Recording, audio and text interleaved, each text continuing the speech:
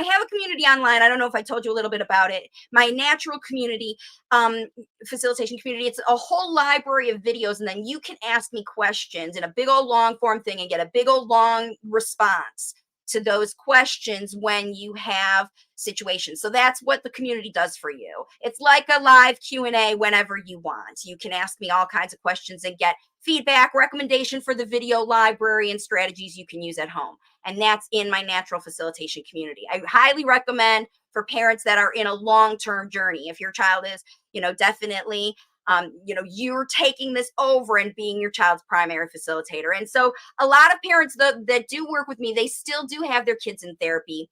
And this is a mom that has her child in a therapy clinic in a university. So all the students that have to be speech therapists, that, it's a big, long process they have to go through. They have to do a lot of hours of therapy, and they need people in the community to come bring their kids to these clinics so that they can teach students how to be speech therapists.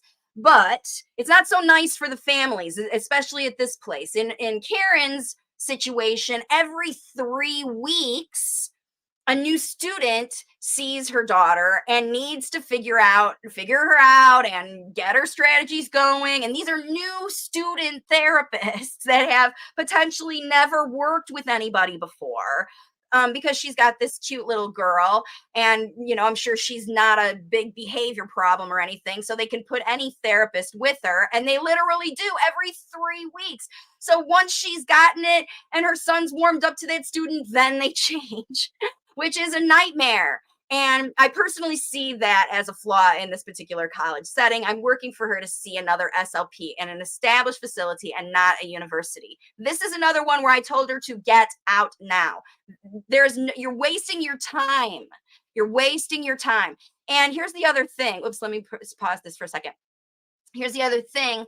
When you're in these, and that you're going to see in the next slide, when the therapists change frequently. So it could be that you're in a situation where that happens too. Therapists are quitting jobs. They're overworked. They have too many kids on the caseload. The expectations of their employers and the parents is out of control. They can't make these kids talk. They don't have enough time with them. There's too many children and not enough therapists. That's why these programs are trying to churn out as many speech therapists as they can, because there are more late talkers than the system can handle. And we all know that's true because you've all been on wait lists and you know what it's like out there. Okay.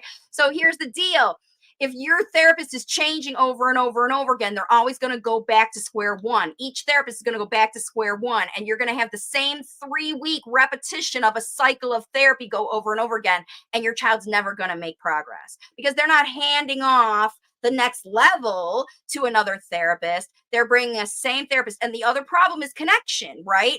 So if her daughter's normally, and understandably so, because every 3 weeks she's like, are you going to be my therapist? Oh, who's my therapist today? Am I going to see the same person or a new person? They don't have any relationship with the person who is charged with facilitating their functional spoken language. And it just doesn't make sense because that's not how speech works. This is a side effect of an overwhelmed and broken system. So do not tolerate a change in therapist. If they cannot guarantee that you'll have the same therapist for 6 months or a year, then you need to take it home and become your child's therapist, because you can guarantee that you're going to be on the plan indefinitely. And it's not going to change because you are facilitating it. This is a beginning of a bigger problem that's going to be happening to a lot of people. They're just not going to have therapists available.